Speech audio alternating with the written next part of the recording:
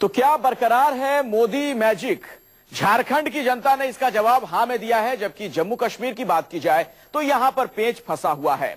दोनों राज्यों के बारे में हम आपको तफसील से जानकारी दे रहे हैं। झारखंड का जिक्र आपसे कुछ देर के बाद हम करेंगे, लेकिन जम्मू कश्मीर के बारे में पहले आपको बताते हैं कि अगर यहां पर त्रिशंकु विधानसभा है तो क्या कुछ हो सकता है, क्या क्या फॉर्मूले हैं।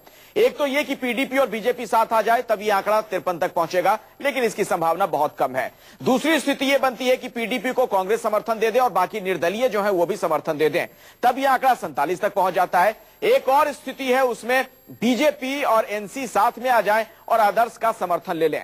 बातचीत करने के लिए हमारे साथ हमारे वरिष्ठ सहयोगी संजीव त्रिवेदी लगातार बने हुए हैं दिल्ली में बीजेपी मुख्यालय से, और शिवांग माथुर हमारे साथ जम्मू से मौजूद है। संजीव, पहले आपसे समझना चाहूंगा, ये तीन फॉर्मूले जो बताए जा रहे हैं इसमें सबसे मुफीद स्थिति कौन सी लगती है?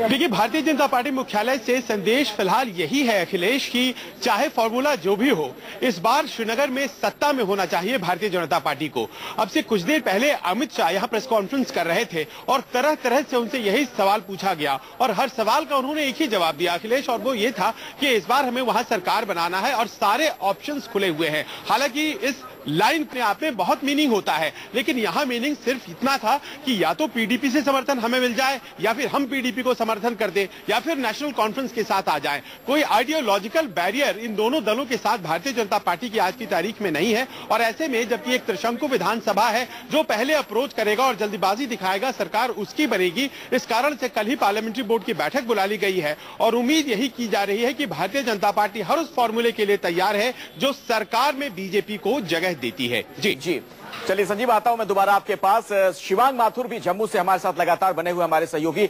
शिवांग, एक स्थिति यह बन रही है कि पीडीपी को कांग्रेस से समर्थन दे दे, चूंकि कांग्रेस की तरफ से फिलर्स भी दिए गए हैं। गुलाम नबी आजाद ने कहा है कि पीडीपी को यह तय करना है कि वो किसका साथ ले।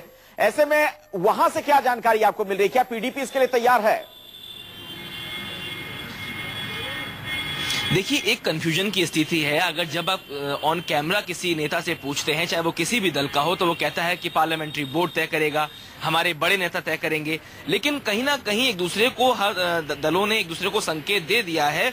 और चुनाव से पहले, या यूं कहें कि चुनाव हो जाने के बाद, ये जो बीच का समय था, इसके अंदर कहीं ना कहीं नेताओं की आपस में बात हुई है। और अमित शाह ने जिस तरीके से आज दिल्ली में कॉन्फ्रेंस की, एक चेहरे पे कॉन्फिडेंस लेवल आपको देखने का था, किस तरीके से उन्होंने कहा कि निश्चित तौर पे हमें कहीं ना कहीं अब जम्मू कश्मीर की सरकार में काबिज होना है, चाहे हम समर्थन देके हों, चाहे हम खुद सरकार बनाए। लेकिन सबसे बड़ी बात इसमें यह देखने वाली होगी कि जो आइडियोलॉजिकल डिफरेंसेस हैं वो कहां पे मर्ज होते हैं, वो कहां पे, उसमें कहां भेदभाव होता है या डिफरेंसेस देखने को मिलते हैं या नहीं मिलते। क्योंकि जिस तरीके से कटाक्ष की राजनीति हुई है, मोदी ने कहा कि बाप बेटे की राजनीति, बाप बेटी की राजनीति, उसके जो बड़े इश्यूज हुए, और सबसे बड़ी बात जो बीजेपी हमेशा से और आरएसएस खेलती रही 370 के इशू, वो इस बार गायब था। उन्होंने कहा हम विकास के मुद्दे पर चुनाव लड़ रहे हैं। तो तमाम पार्टियों ने यही कहा कि हम जम्मू कश्मीर के विकास के मुद्दे पर चुनाव लड़ रहे हैं। ऐसे में आखिर वाकई में जम्मू कश्मीर का विकास कौन करेगा, क्या सिचुएशन बैठेगी, कौन किसके साथ जाएगा, ये धीरे धीरे स्थितियां साफ होंगी अखिलेश।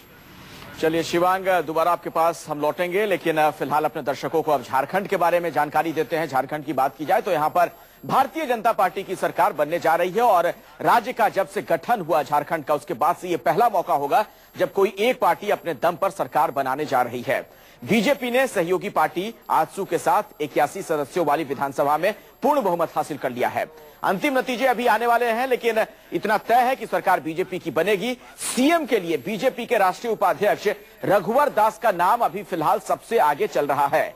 रघुवर दास झारखंड बीजेपी के प्रदेश अध्यक्ष भी रह चुके हैं। कल बीजेपी पार्लियामेंट्री बोर्ड की बैठक में सीएम पर कोई फैसला हो सकता है।